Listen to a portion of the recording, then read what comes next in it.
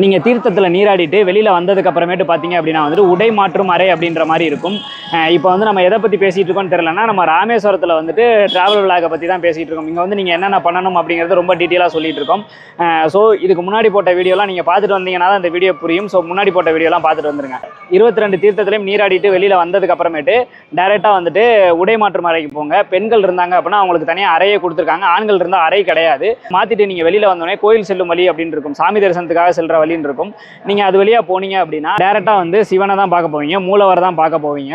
அதுக்கு வந்து பார்த்தீங்க அப்படின்னா 100 ரூபா கட்டணம், 200 ரூபா கட்டணம் இந்த மாதிரிலாம் இருக்குது. ஆனால் பொது தரிசன வழியவே நீங்கள் பயன்படுத்தலாம். ஒர்க்கிங் டேஸில் இருந்தால் ரொம்ப கூட்டம் இல்லை. அப்படி கூட்டமாக இருந்தாலும் கொஞ்சம் சீக்கிரமாகவே வந்து நீங்கள் சாமி தரிசனம் பண்ணிட முடியும். ஸோ நீங்கள் வந்து அங்கே சாமி தரிசனத்தை முடிச்சுட்டு வெளியில் வந்தீங்க அப்படின்னா பக்கத்துலேயே வந்துட்டு அம்பாள் சன்னதி இருக்குது. அம்பாள் சன்னதிக்கு போங்க. அம்பாள் சன்னதியை நீங்கள் சுற்றி வர்றப்ப பார்த்தீங்க அப்படின்னா பள்ளிகொண்ட பெருமாளை பார்க்கலாம். மற்ற பள்ளிகொண்ட பெருமாளுக்கும் இவருக்கும் என்ன மிகப்பெரிய வித்தியாசம் அப்படின்னு கேட்டிங்கன்னா, இவர் வந்து பார்த்தீங்க அப்படின்னா வந்துட்டு முழுசாகவே படுத்திருப்பார். இப்போ ஸ்ரீரங்கத்துலலாம் பார்த்தீங்கன்னா சயன குளத்தில் இருப்பார், ஒரு மாதிரி சாஞ்சு தான் இருப்பார், ஒரு கழிச்சு படுத்திருப்பார். ஆனால் இவர் வந்து பார்த்தீங்க அப்படின்னா ஃபுல்லாகவே வந்து படுத்திருப்பார். அந்த பெருமாள் நீங்கள் தரிசனம் பண்ணிவிட்டு அப்படி வந்தீங்க அப்படின்னா ஃபோட்டோஸ் ஏதாவது எடுக்கிறதுனா எடுத்துக்கிட்டு வெளியில் வந்துடலாம்.